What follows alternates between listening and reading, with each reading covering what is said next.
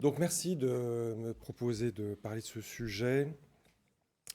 Un des points qui a été souligné par les recommandations de l'ESC de 2023 sur les cardiomyopathie, c'est la prise en charge pluridisciplinaire. Et c'est vrai que c'est un point qui est majeur, qui a été souligné dans ce document, de ces pathologies qui ont une cause très souvent génétique. Et donc la génétique fait partie de cet aspect pluridisciplinaire de la prise en charge qui est souligné dans ces recommandations.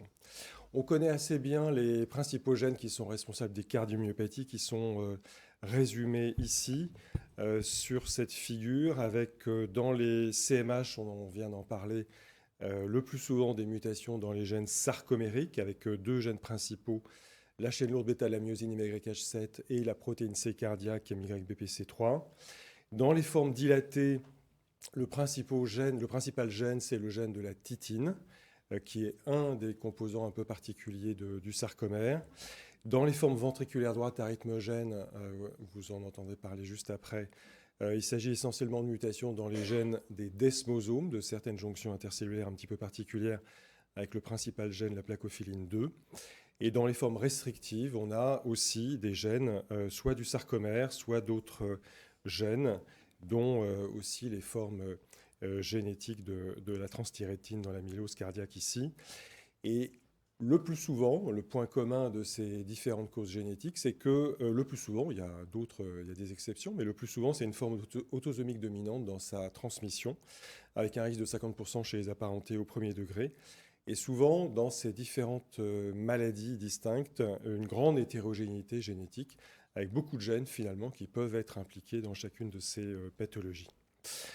Le test génétique donc fait partie de la prise en charge, on va y venir, et le test génétique, il est fondé actuellement essentiellement sur l'analyse de panels de gènes par le séquençage haut débit, qui permet d'analyser différents gènes en parallèle, et on utilise donc des panels qui sont réactualisés régulièrement, notamment dans le cadre du groupe de travail des laboratoires académiques de la filière nationale cardiogène, avec des panels qui, pour la CMH notamment, a été réactualisé il y a quelques années et comporte 16 gènes principaux qui sont donc une offre de soins qui est relativement homogène dans les différents laboratoires français, avec les principaux gènes du sarcomère pour la CMH, quelques autres gènes en dehors du sarcomère, Fabry, le gène GLA et TTR pour l'amylose cardiaque.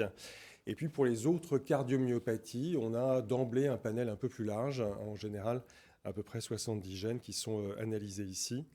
Et le futur, probablement, ce sera le séquençage de génome en première approche, mais pour le moment, c'est simplement évalué dans le cadre de l'étude pilote du plan France Médecine Génomique.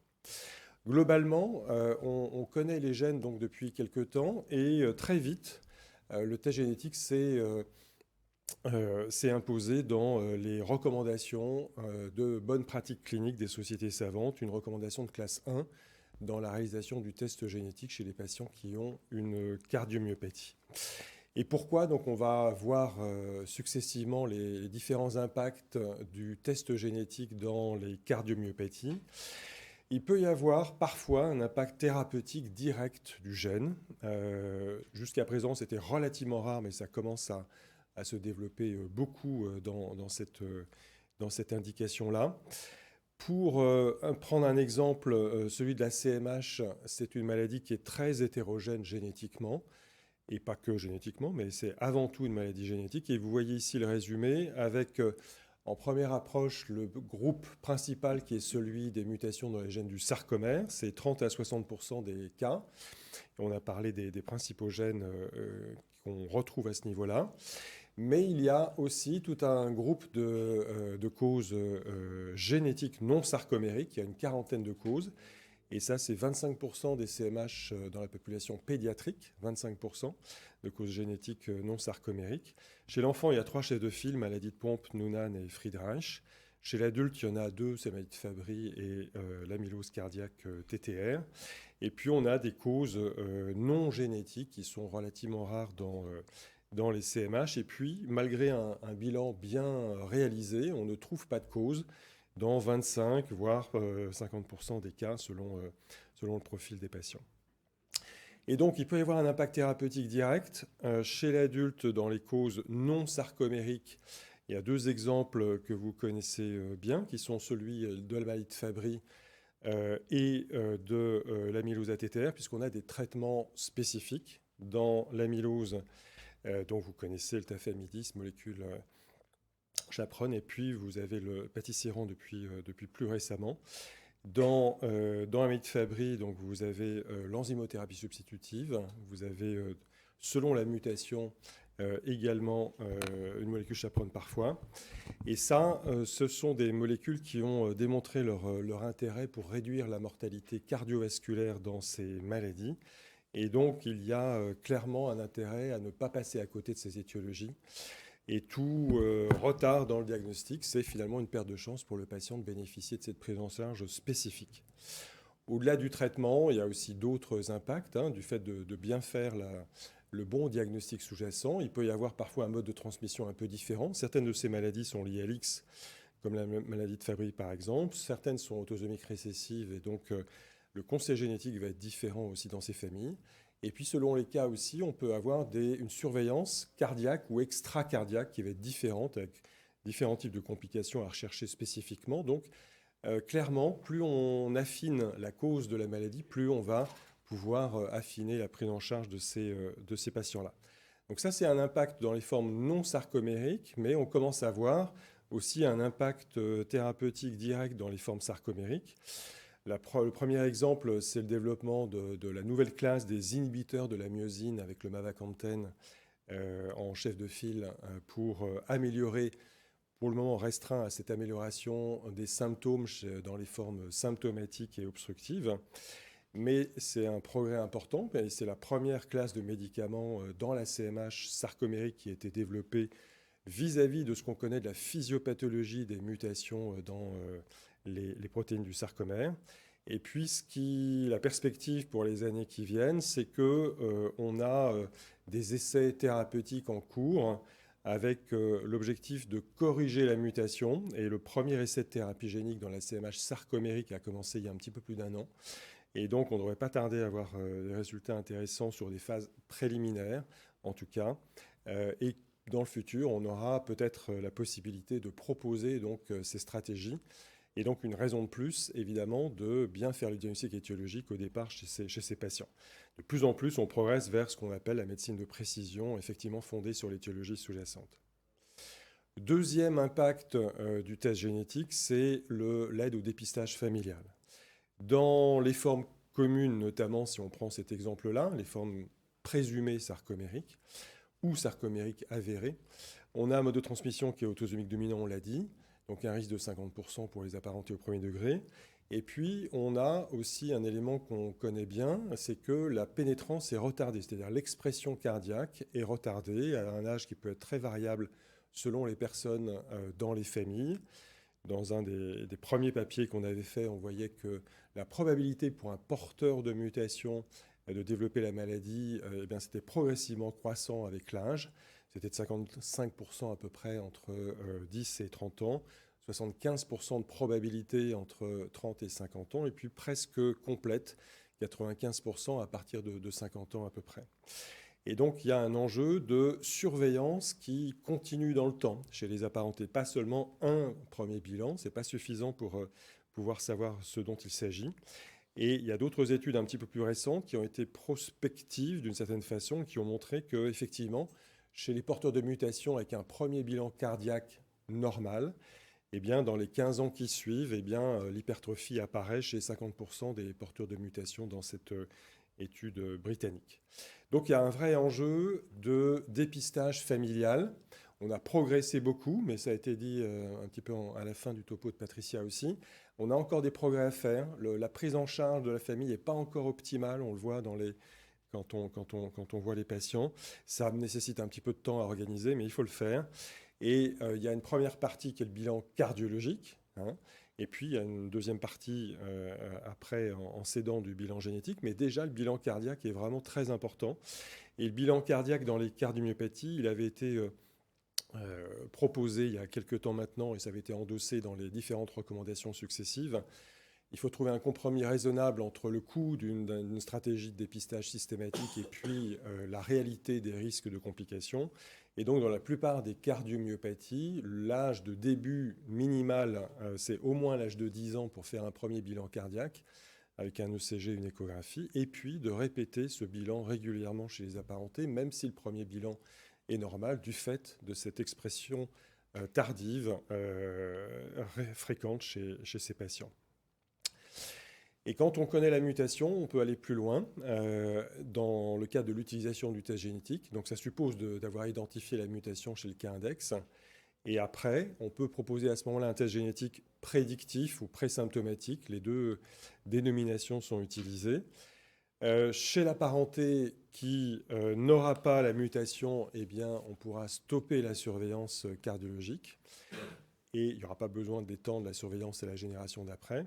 Et à l'inverse, en cas de présence de la mutation, eh bien, on va organiser ou continuer une surveillance cardiologique régulière, étroite, parce que la maladie va se déclarer très probablement un jour. On ne sait pas dans quel délai exactement, mais un jour. Donc on saura qui surveiller au mieux dans les familles ici. Et dans cette recommandation sur les tests génétiques en cardiologie en général, ce seuil de 10-12 ans était à nouveau repris aussi pour dire que c'était le plus optimal dans les formes habituelles, en tout cas, dans les formes particulières, syndromiques, non sarcomériques particulières, il faut commencer souvent un petit peu plus tôt, mais dans les formes habituelles, c'est cet âge-là qui suffit.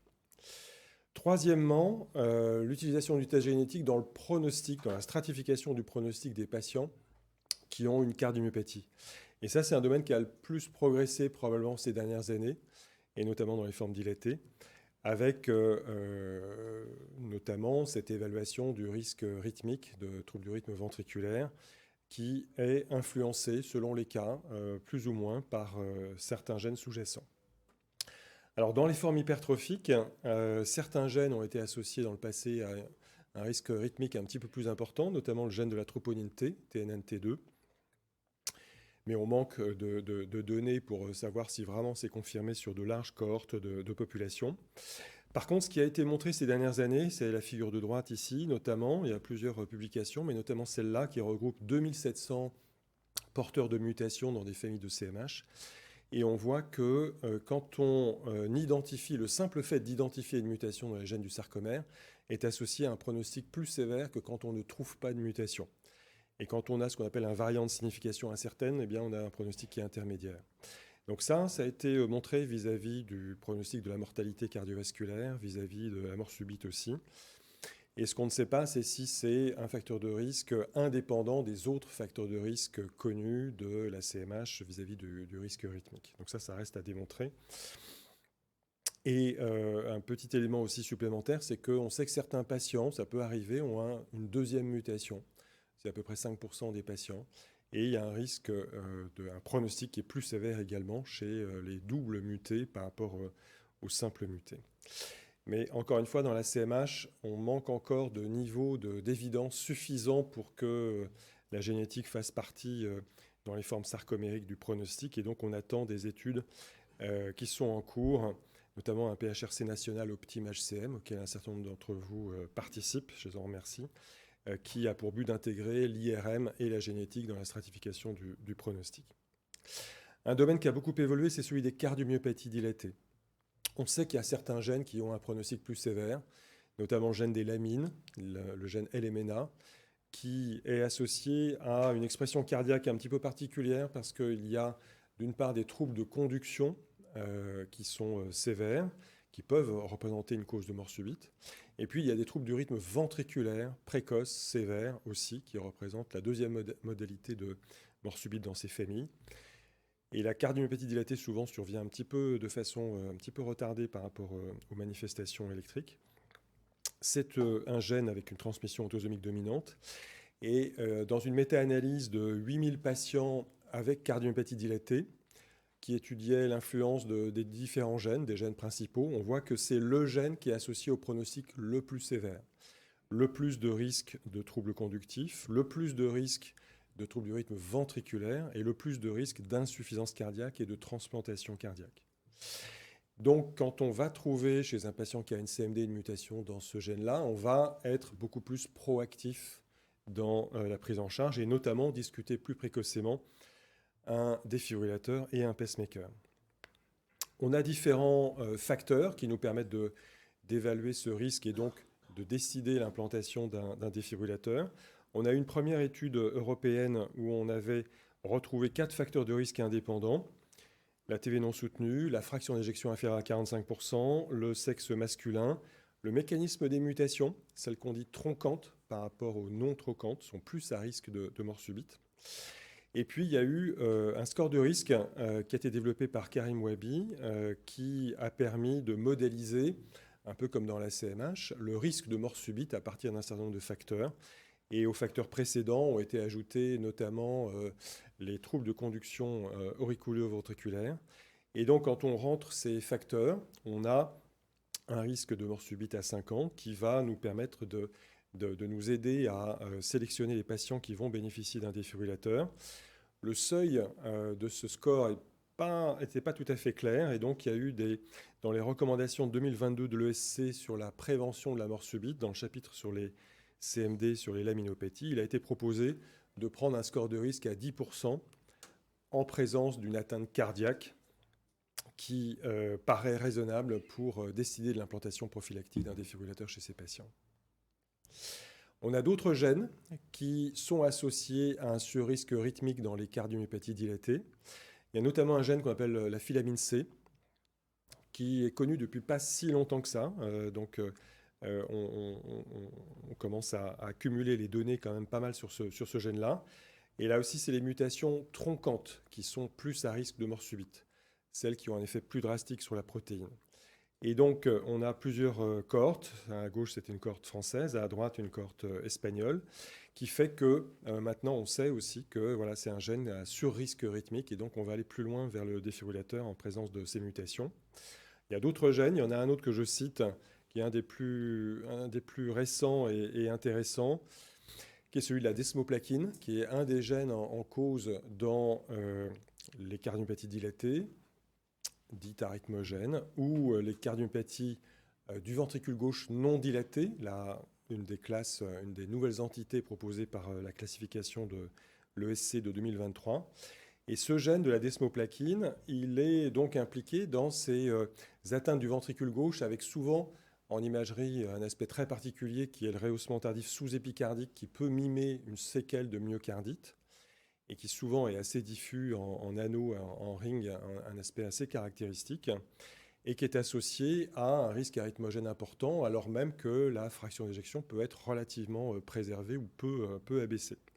Et donc là aussi, il y a un score de risque qui a été publié l'an dernier, auquel on a participé également à la Pitié.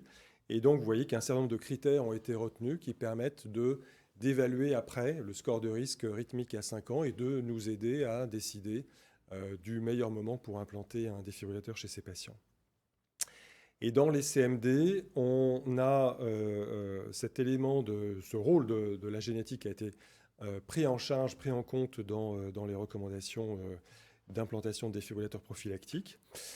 Là, classiquement, donc, permet d'aller au-delà de la recommandation classique d'implanter un défibrillateur quand la dysfonction VG est inférieure à 35%. Maintenant, on a ces éléments qui nous permettent d'implanter un défibrillateur quand on a une fraction d'éjection donc qui est entre 35 et 50%, quand on a 2 facteurs de risque, dont la génétique. Souvent, le deuxième, c'est le rehaussement tardif en IRM. Et donc, avec un certain nombre de gènes qui sont clairement listés, qui ont été un tout petit peu implémentés dans les recommandations de 2023. Donc, il y a 6 gènes arythmogènes dans les formes dilatées qui vont nous conduire à discuter plus précocement un défibrillateur et à implanter avant ce seuil de 35% de fraction d'éjection ici. Dernier impact que j'aborderai sur l'impact du test génétique dans les cardiomyopathies, c'est celui de la procréation. On peut discuter au cas par cas seulement, d'un diagnostic génétique dans le cadre d'un diagnostic prénatal, lors d'une amniosynthèse ou d'une biopsie de trophoblaste, quand on a des couples qui nous demandent comment éviter de transmettre la mutation lorsqu'ils ont un projet d'enfant. Souvent, c'est parce qu'ils ont été très ils ont vécu la maladie de façon extrêmement sévère, soit personnellement, soit vis-à-vis d'un apparenté qui a été touché de façon très sévère par la maladie. Et donc, on est amené à discuter de cette stratégie en sachant qu'il y a un cadre légal qui fait que les cardiomyopathies ne représentent pas une indication prioritaire dans le cadre d'un diagnostic prénatal, puisque si on fait un diagnostic prénatal, c'est pour discuter après une interruption médicale de grossesse en cas de fœtus qui a la mutation. Et ça, c'est réservé, dans le cadre médico-légal français, aux cas de maladies qui seront graves de façon certaine chez l'enfant à venir et sans ressources thérapeutiques par rapport à la maladie qui est considérée. Donc on n'est pas dans ce cadre-là, puisqu'il y a souvent une variabilité de l'expression du phénotype, et puis il y a des ressources thérapeutiques importantes. Donc c'est que du cas par cas pour discuter cette option, en sachant qu'il y a une autre option qui obéit au même cadre médico-légal, mais qui est plus simple d'un point de vue éthique. C'est le diagnostic préimplantatoire qui, dans le cas d'une fécondation in vitro, consiste à sélectionner l'œuf qui ne contient pas la mutation et à implanter dans l'utérus maternel l'œuf qui ne contient pas la mutation. Donc on est en amont de la grossesse, donc c'est plus satisfaisant d'un point de vue éthique, mais c'est la lourdeur d'une fécondation in vitro par rapport à cette stratégie. Ça, c'est un petit Maxime, l'enfant d'un de mes patients qui est né après avoir utilisé cette procédure du diagnostic préimplantatoire. Donc ça fait une dizaine d'années maintenant. Je suis le papa parce qu'il a fait un arrêt cardiaque, heureusement récupéré dans le cadre d'une CMH. Il a un défibrillateur, il va bien, mais il ne voulait pas du tout transmettre la mutation. Il m'a dit, est-ce qu'on peut essayer de faire quelque chose pour ne pas transmettre la mutation? Donc ça a été examiné en commission pluridisciplinaire de diagnostic prénatal, comme toujours. Et puis on a dit oui, et puis ça aboutit à ça. Quelques mots sur les modalités du test génétique. Le test génétique, on l'a dit, on le fait actuellement sous forme de panel de gènes, avec des panels qui peuvent être différents en fonction de la pathologie ou du groupe de maladies. Et globalement, il y a plusieurs étapes dans l'interprétation et l'analyse du test génétique. Première étape, c'est on trouve une mutation dans un panel. Première question, c'est est-ce que le gène dans lequel se trouve le variant a un rôle direct vis-à-vis de la maladie qu'on considère. Et un gène peut avoir un intérêt et être causal dans le cas d'une CMH, mais pas dans le cas d'une CMD, ou inversement. Et on a maintenant, à l'aide de consortia qui se sont intéressés à ça, pour quasiment chacune des maladies, on sait quelle est la liste restreinte de gènes qui est utile par rapport à une maladie précise. Et on va dire que tel gène, il a un niveau d'évidence par rapport à la maladie qui est définitive, forte ou modérée. Et on ne tient en compte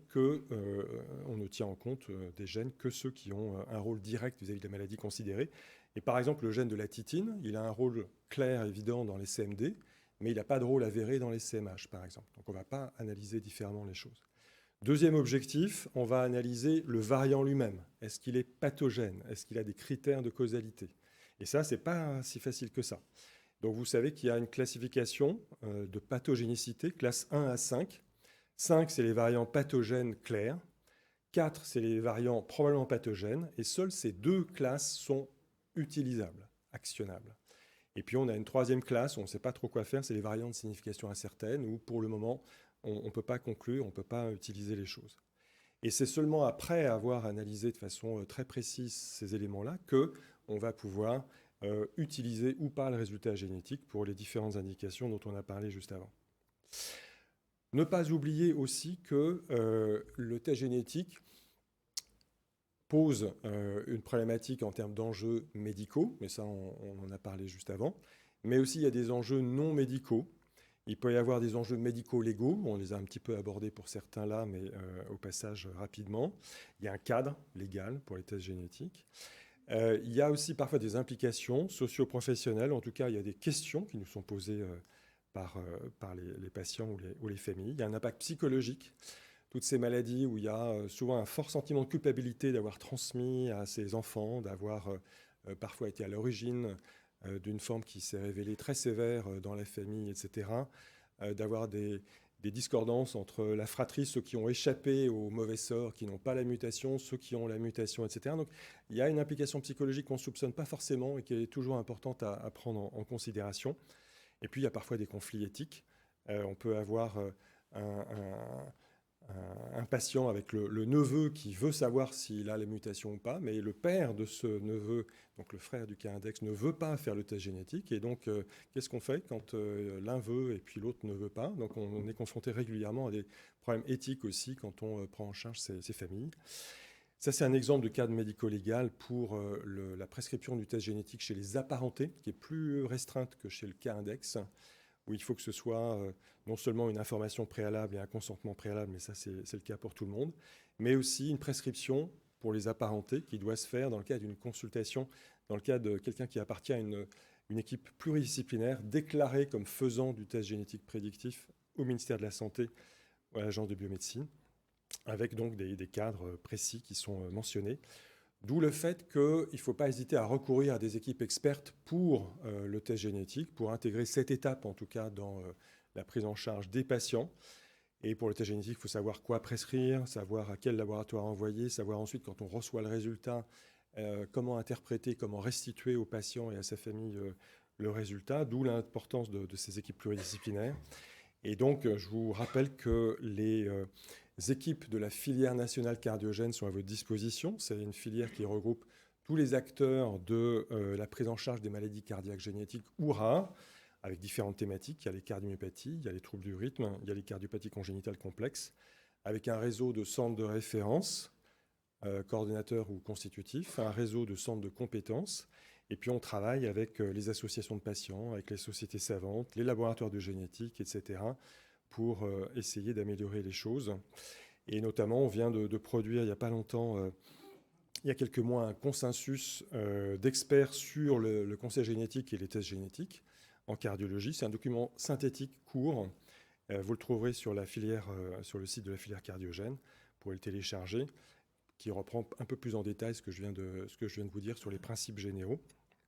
Et donc, j'en viens à ma conclusion, qui est que les cardiomyopathies sont souvent d'origine génétique, avec des mutations dans des gènes qui peuvent être très variables, en fonction des pathologies notamment, que le test génétique donc, se fait avec du séquençage haut débit, avec des panels de gènes actuellement, que le test génétique fait partie de la prise en charge et des recommandations de prise en charge avec un très haut niveau de recommandation, que l'impact, il est notamment dans le bilan étiologique causal, qui a vraiment de plus en plus un rôle majeur dans les cardiomyopathies, y compris pour la stratification pronostique, et donc l'aide à l'évaluation du risque de mort subite et des indications de défibrillateurs notamment. Et puis, un deuxième impact clair, c'est sur l'amélioration du dépistage familial, savoir qui a vraiment besoin de continuer à être surveillé ou qui n'a pas besoin. Et ça permet donc d'éviter statistiquement 50% de suivi chez 50% des apparentés dans les maladies dominantes. Et puis, il y a des situations un peu plus particulières où là, le test génétique a un rôle au cas par cas, comme dans la procréation. Là, c'est vraiment du cas par cas.